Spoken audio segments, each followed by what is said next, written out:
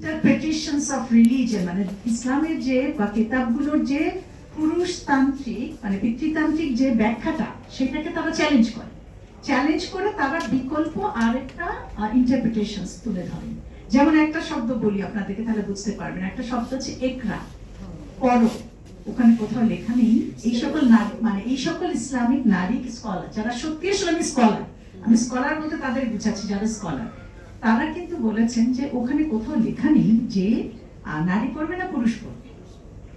হাতের 5টা আঙ্গুল আলাদা, 5টা আলাদা আলাদা ভূমিকা আছে, নারীরও ভূমিকা আলাদা আছে, কোরআনে বলা আছে, পুরুষেরও বলা আছে, কিন্তু তার ভিত্তিতে নারী অধস্তন এই কথাটা কোথাও লেখা নেই।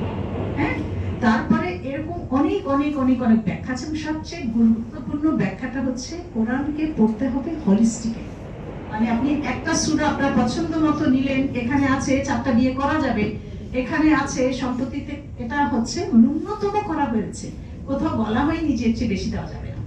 ওনারা এই সকল ব্যাখ্যা, আমি কয়েকজনের নাম এখানে দাঁড়িয়ে বলছি। আসমা বার্লাস, তিনি নিজেকে কিন্তু কখনো বলেননি আমি নারীবাদী, কিন্তু তিনি কিন্তু কোরআনের রিইন্টারপ্রেট করেছেন এবং উনি বলেছেন reject the patriarchal interpretations of Quran, কোরআনের যে পিতৃতান্ত্রিক ব্যাখ্যা সেটাকে চ্যালেঞ্জ করো।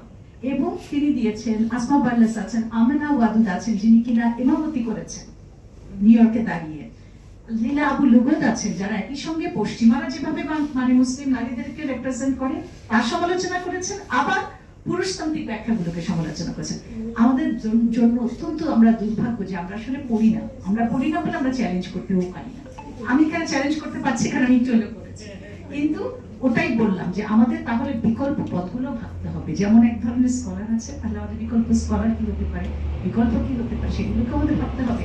ধর্মকে বাদ দিয়ে তার আমরা চলতে পারবো না। ফলে সেই ভাবনাগুলো মনে হয় আসা বিভিন্ন জায়গায় বারবার আসা খুব গুরুত্বপূর্ণ। ধন্যবাদ।